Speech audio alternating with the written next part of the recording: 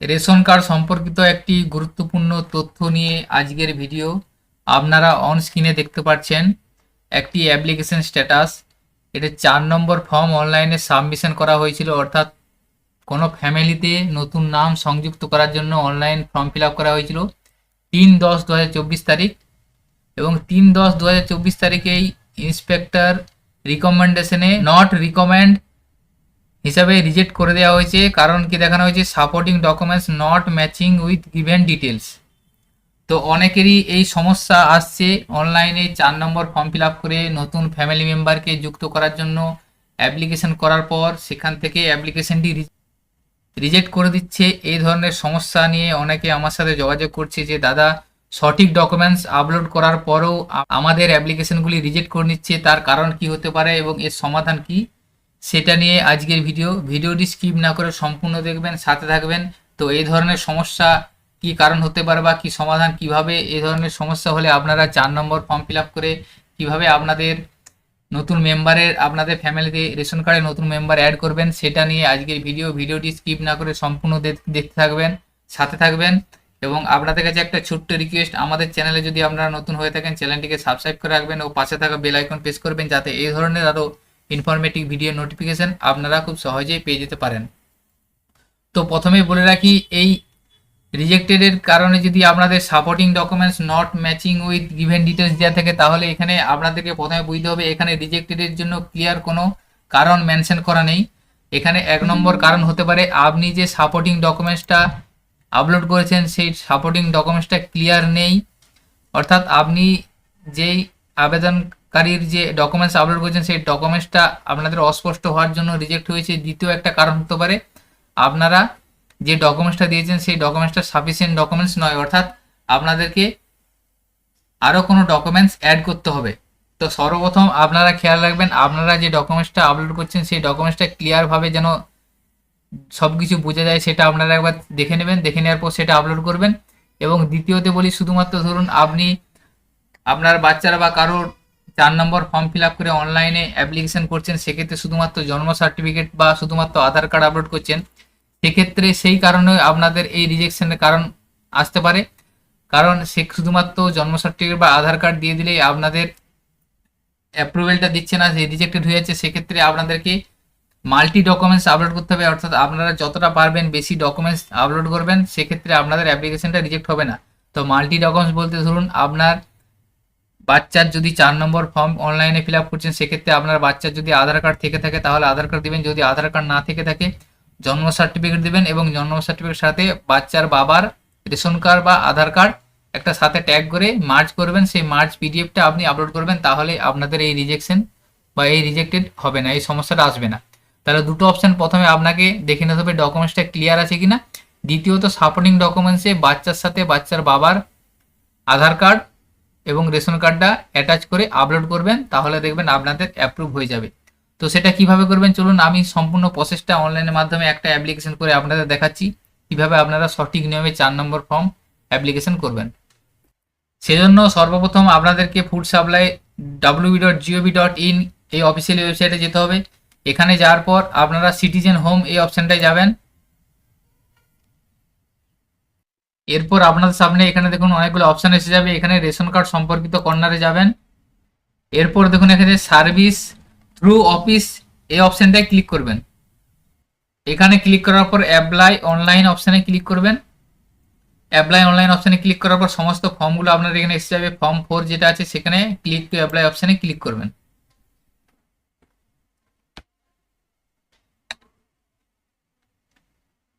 এখানে ক্লিক করার পর আপনাকে এখানে ইন্টার মোবাইল নাম্বার দিতে যাবে, অর্থাৎ আপনাদের ফ্যামিলি যে মোবাইল নাম্বার আছে সেই মোবাইল নাম্বারটা দিবেন, দেওয়ার পর গেট ওটিপিতে ক্লিক করবেন। গেট ওটিপি ক্লিক করার পর সেই মোবাইল নাম্বারটা দিলেন, সেই মোবাইল নাম্বারে একটা ওটিপি যাবে, ওটিপি এখানে ইন্টার ওটিপি জায়গায় লিখে প্রসিড অপশানে ক্লিক করবেন।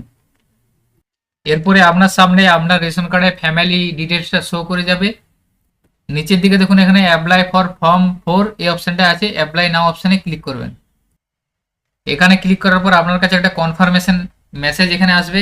এখানে দুটো অপশান আছে, দেখুন প্রথম অপশানটায় দেখুন বলা আছে যদি আপনি অবিলম্বে কার্ড পেতে চান তাহলে আপনি আপনার পরিবারের সমস্ত কার্ডগুলি আরপিএসে রূপান্তরিত করতে ইচ্ছুক, অর্থাৎ আপনার ফ্যামিলি যদি পিএইচএইচ থাকে সেক্ষেত্রে আপনার নতুন যে মেম্বারকে অ্যাড করবেন সেই মেম্বার যদি পিএইচএইচ করাতে চাইছেন সেক্ষেত্রে আপনি কি লাস্টে যে দ্বিতীয় অপশান আছে এই অপশানটা চয়েস করবেন, অর্থাৎ নতুন মেম্বারেরও পিএইচএইচ বা এসপিএইচএইচ হবে।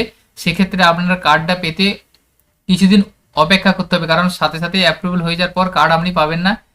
আর তাছাড়া আপনি যদি সাথে সাথে কার্ড পেতে চান সেক্ষেত্রে প্রথম অপশানটা চয়েস করবেন। প্রথম অপশানটা চয়েস করলে কি হবে, আপনাদের যদি পিএইচএইচ বা এসপিএইচএইচ ফ্যামিলি হয়ে থাকেন তাহলে আপনারা সবাই আরকেএসওয়াই 1-এ রূপান্তরিত হয়ে যাবেন এবং নতুন কার্ডটিও আরকেএসওয়াই 1 হয়ে যাবে।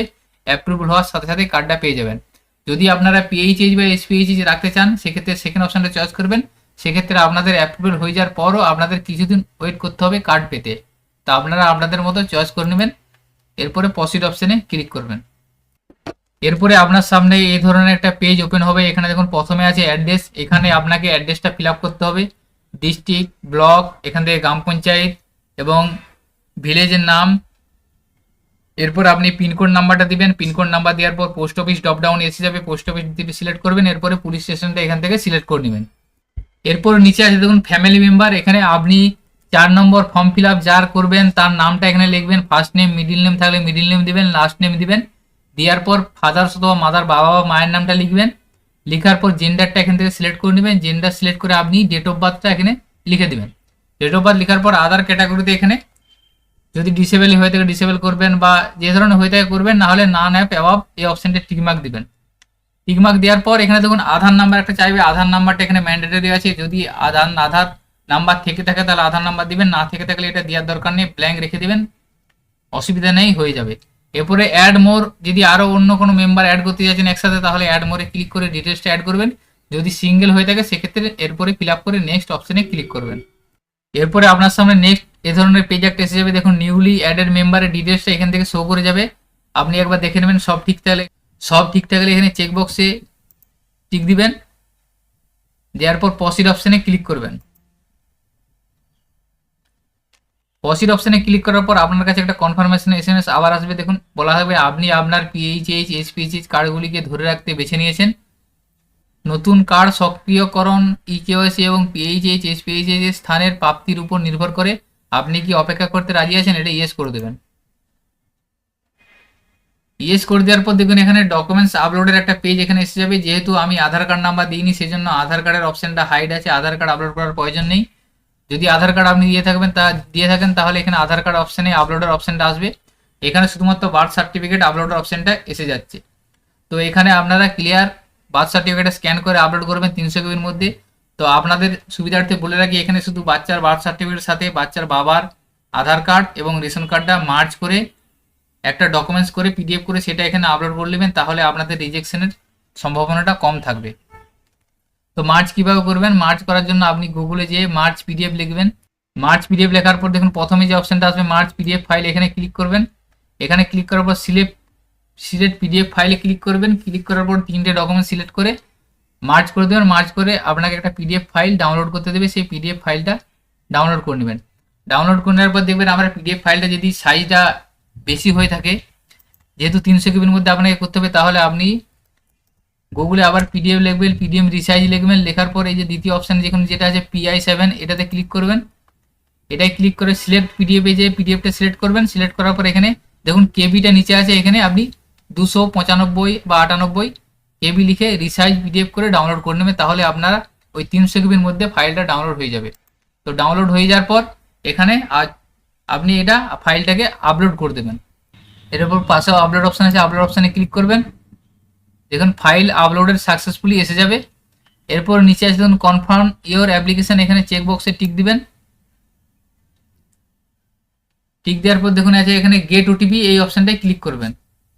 তাহলে আপনার ওটিপি সেন্ড সাকসেসফুল হয়ে যাবে, অর্থাৎ আপনার মোবাইল নাম্বারে আবার একটা ওটিপি পাঠানো হবে। এই ওটিপিটা ইন্টার ওটিপি জায়গায় লিখবেন, লেখার পর সাবমিট ওটিপিতে ক্লিক করবেন।